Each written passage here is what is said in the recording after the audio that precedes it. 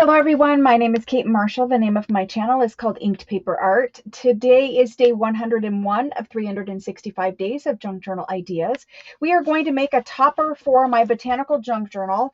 My botanical junk journal looks like this. It has all of the, I have I have a big old bin of ephemera that is already made. The journal is made, it is constructed, the signature sewn in. However, I'm going to make a topper piece that goes onto the top of this journal. It is removable. It is the journal closure and topper all in one.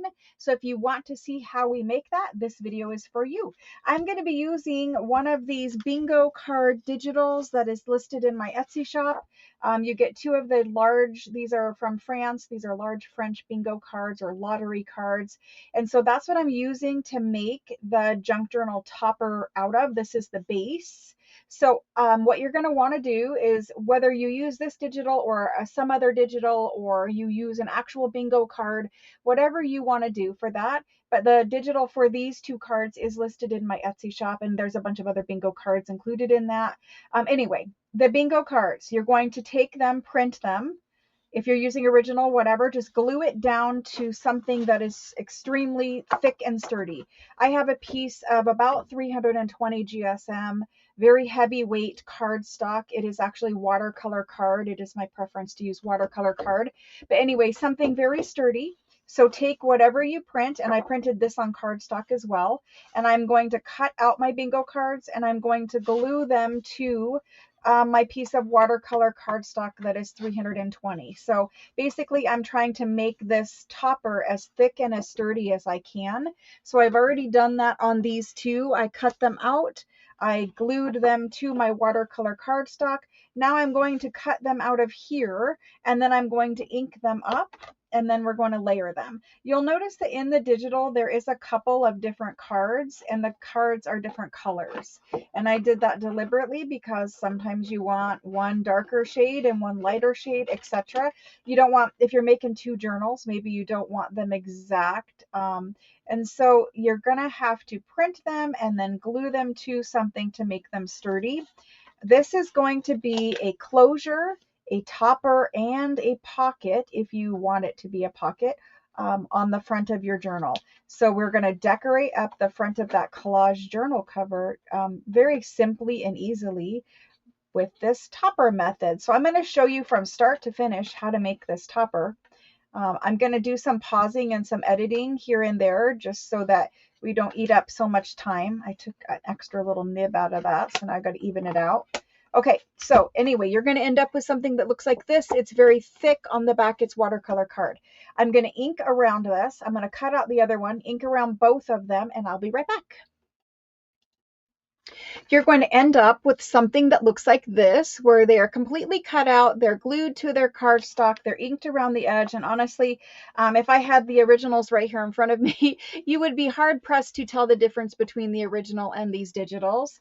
And so anyway, if you are going to make a pocket on the back of this to either slide a journal card or tag in to the side or from the top, you can do that. I'm going to make mine with a pocket. And so if you're not making it with a pocket, skip this next step. I suggest you do make it with a pocket because it is a very nice way of doing it. Now we are going to have some elastic that's going to go on both sides of it. So the pocket over here might be a little bit more tricky. I think I'm going to do a top pocket just to avoid that elastic situation, but it is possible to do a side pocket. For now, we're just going to skip it, and we're going to plan on doing a top pocket for a tag to go down in there. So anyway, let's move on to making the pocket part on the back.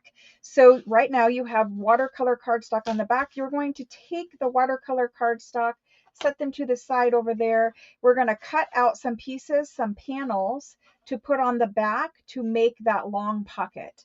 And so here's how we're going to do that. So I just had to get a pen. So take your, I don't have any crafting supplies in this room right now.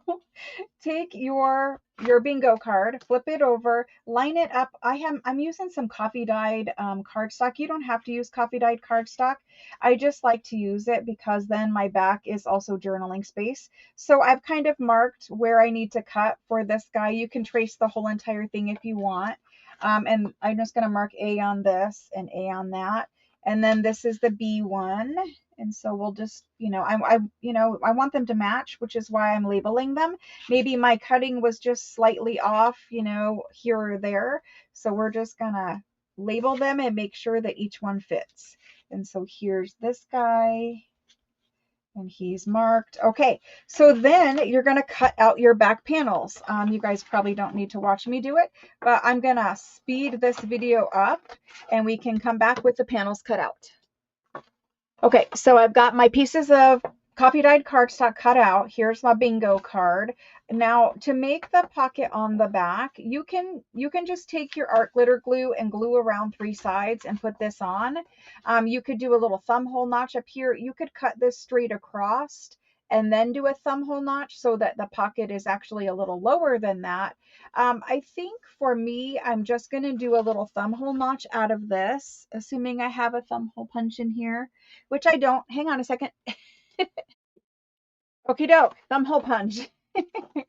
So just guess where your center is, just, estimate it. If this is on the back of your topper, it is not, a super big deal. Really, no one is going to see this unless, they take the topper off of your journal anyway. So I'm just going to quickly ink the top part of this, and then I'm going to glue this down. I guess we can ink all the way around. And then I'm going to glue it down, and then I'll ink again, just to make sure, because there's going to be some of the back of this watercolor cardstock that's going to show. Inherently, when you're trying to trace an antique thing, there's going to be some that's going to show. So my pocket is going to get glued on like this, and I'm just going to glue 3 sides of it on. Don't glue at the top because that's where your tag is going to go in. So let's get the art glitter glue. Where is that? There it is. Okay. Oh my. And then we're going to glue 3 sides of it. So I have just refilled this bottle of glue, and I'm going to add a little bit, not too terribly much around this. Now, if you want your tag to stick out of the top of this piece, you don't have to make this pocket the full size. You could add some glue down here at the bottom, and I'm going to do that and just give myself a nice little stopping point for a tag. So I added a little bit of extra glue down at the bottom, and that helps to hold the pocket on, first of all. And it also helps to make your tag stick up out of the top of the pocket. Now you could do that just by sizing your tag differently too. So I lay that on there, and then I put it down at the bottom, and I'm also squishing from both sides, just lining everything up. I do see that I should have inked right there, so I'm going to quickly ink the top. Actually, I'm not. I'm just going to leave that. That way you can see where your tag needs to go in a little bit better. I'm not going to ink the back side of this little thumb notch. Usually I will add some ink back there, but I don't mind seeing the watercolor card there. So that's what I mean by, you gotta you gotta look at it before you decide. And right here, see how there's a little bit of white card showing? There's a little bit from the front too. So when we're done with this and it's glued on there, go ahead and take your scissors, and if you have anything sticking out from the front side, your bingo card side, go ahead and give that just a little trim. And there's just a little bit around my corners. That's normal when you try to trace something that's, it's not a perfect square. It's old, it's antique, whatever. None of these pieces are square anymore. So just trim it from the front. And then on the back, if you have anything showing, you're just going to ink it. And I've just got a little bit around those corners. So once I get that trimmed, and it's not, you don't have to be exact. Anyway, you're going to ink. We're going to ink this little corner that's sticking out down here. I don't want to cut my back corners. You don't want to cut from the back because you're cutting the top. You're cutting the front of your bingo card. So don't cut from the back, only cut what's showing from the top. And so right here where I didn't glue, I can go in there and add just a little bit, just so it's not quite so white showing. And then we're going to finish that off by inking again. You can ink it as much as you want. Now I've got journaling space on the back of my topper, and I have a pocket. So let's go ahead and move on to the next step as soon as I get this glue pin in. Let's move on to the next step. So the next step, we're going to put eyelets into our topper. We're going to be using a system. Let me set this other one to the side. We're going to be using a system where we use elastic cord, and I have linked this in the description box below the video. This video will be linked on the Facebook group page as well. For those of you that don't know, I have a Facebook group called Junk Journal Makers. It is for all makers of junk journals, either experts, people who sell their journals, all the way down to beginner. I've never made my first journal yet. So go over to the description box below this video. There's a link to join the Facebook group in the description box. And I link all of the craft supplies I use in each video in that description box as well. So this cord comes from Amazon. It is elastic black cord. It is very stretchy. That's what we're constructing our closure and topper out of. And we need to put some eyelets in our bingo card so that we can weave our elastic cord in there.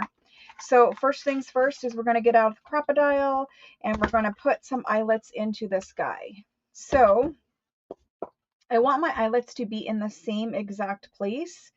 You can eyeball it. I don't know if I'll eyeball or measure yet, but anyway, you're going to lose a little pocket space on the back by doing that. Don't stress about it. It's totally fine. I'm going to use the large hole of the Crop-o-Dile and I'm going to set my little dial down here to the depth. So that's going to determine how deep into something that you punch your holes. And I don't want this super, super deep. So I'm going to just leave it right about where it's at and I'm going to punch and I'm just going to eyeball this guy. You can punch, you can try to even it out as much as you want, but I'm just going to punch it. And then for this guy over here, I'm going to punch it. And it's just going to be eyeballed for me. And that's totally fine. Totally fine. I say that and then I stress about it. Okay, so we've got 2 holes punched. I used the large hole punch. Now we're going to put in eyelets. For me, I'm going to use these antique bronze finished eyelets. They also come with washers, so I need to dig out a couple of washers. Here's a washer. There's another washer in here somewhere. Maybe, yep, right there. Okay, fine. I have 2 eyelets and 2 washers. I'm using the large silver nib and the silver bottom thing to set my eyelets. I know that's not very descriptive. I do have instructions for how to use a Crop-o-Dile. I have shown that many times before. The Crop-o-Dile, it punches a hole that is just slightly smaller than my eyelets. And so I put the eyelet in, I put the little washer on, and then I'm going to squish these eyelets on. So let me get both of these eyelets in and then I will be right back. All right, I've got both eyelets in. They are super nice and super well finished on the back. Nothing scratchy there. The washers do help with that. And so when I was talking about cutting the card here and then doing your thumb hole notch, part of the reason why you might want to consider cutting that card off and making that pocket a little bit lower, like it's not a problem on mine. I'm totally happy. But when you do the angle, you do see a little bit of cardstock back there, which again, I've used coffee dyed, so it's not a problem. But if you cut off a straight line here and then do your thumb hole notch, that prevents you from seeing, because it's not glued down right there, that prevents you from seeing that little peekaboo, and you can only see it when you flip this up. But anyway, not a big deal, just wanted to point that out. So next, you're going to take your journal and you're going to take your bingo card, and this is where you put how much elastic you're going to need. And I like to just take the elastic, don't stretch it out, just take it and wrap it around your journal. Just wrap it around, and that gives me how much size I want. So I'm just going to wrap it till it covers, just loosely. I'm not stretching anything. I'm not making anything tight, just loosely. And then I want to give myself a good portion, probably, you know, I don't know, six inches or so to tie a knot in the back. And so you don't want to stretch your elastic before you cut it. That's very important because you want some room to tie this guy on. Plus, we don't have any pockets or anything glued into our journal yet. Our journal is made, but we don't really have pockets in there yet. So we want to leave plenty of room for that. The next thing that you're going to want to do is you take your bingo card, and I have an elastic rubber band here, and that's just going to help me hold that bingo card on there for a minute. It was what I had to keep my journal closed already anyway. So I'm just holding it there with an elastic rubber band. Now I'm going to take my elastic cord, and I'm going to wrap this to where the cord goes down through the hole, and then up through the other hole. And we're going to have a tie right here in the front. That tie in the front is only in the front temporarily. Take both of your pieces of elastic cord together, and then you want to tie a double knot back there. And you don't want to leave a lot of tail. You want the tails to be fairly short. So I've tied a double knot. You just take both cords together, wrap them around, and then take them through the hole. And I'm going to do it one more time just temporarily, and then I'll cut off that extra knot here in just a minute. So that's what I've got working on. And then you just take it to the back. You just literally move it to the back. This is now our journal closure, and it goes over our journal. From here, I left it really big so that after I get my pockets and stuff in, after my journal is fully decorated, I will come back here and I will do the final adjustment on this. So for now, it is going to be very large, and you want it that way so that after you get all your pockets in and your journal is fully embellished, then you can, it's actually upside down, then, because I want my pocket at the top, then you can do the final adjustment of your elastic. And all you're doing is tying a nice sturdy double knot, cutting off the extra, and then I add a little tiny bit of Fabri-Tac to the glue knot just to keep it secure when I'm all done. So let's move on to decorating this guy up, and then we'll make a journal card for the inside pocket. We'll do as much as we can in this video. So I'm going to pick out some elements to layer and decorate up my journal closure, and I'll be right back. Okay, so choosing focal points for this image, this bingo card image, you're going to want something that is, at least I want, you can make yours however you want, but I want something that is a definitive focal point. Like these are cabinet card digitals. These, I don't know if they're listed in my Etsy or not. I'm not sure. If they're not in there, I will make them available, but I have a whole bunch of, CDVs and cabinet cards. So somebody's face, either a Tim Holtz person, a cabinet card, you could use an original photograph, but a person makes a perfect focal point. And so I'm considering adding one of these CDVs to my front of my journal. I have a bunch of those printed. You could also layer, these tickets are listed in my Etsy store, and I will definitely be layering some tickets onto my bingo card. And then there's also mushrooms in my Etsy digital section. And I think I want to add a very tall, like these are nice size mushrooms for this bingo card. So I think I will cut out one of these mushrooms and add those. And there's all different kinds of mushrooms in my Etsy store digital. And then I also have these large botanical flowers, and there's different sizes of those as well. And I think I would like one of those or a couple of those, the mushroom, and then a person. These are also tag digitals. I think they come with the bingo cards, and I'm going to be decorating up and playing with some of those as well. So all Etsy digitals. I also just put Etsy digitals in there for these. These are watercolor floral. I'll show you the smaller versions. Watercolor floral swatch, and I just put this Etsy in there today. I'm going to be using these in this botanical journal as well as the next month's May's fairy journal. So they print out as full-size pages, and then from there you can print them to whatever size you want. Like I printed them super small, and I printed them into this size, and this is like the original page size that they come. These are really nice. The fact that you get them as pages, first of all, you can use them as a page in a junk journal where you've got the flower image on one side and the paint swatches on the other. The other thing you can do is tear out the paint swatch strips. There's all different kinds of paint swatch strips that you tear out, and then you can decorate up with those. So I'm going to be using a bunch of different digitals from my Etsy store to make my top of my journal, my bingo card thing, my closure topper thing.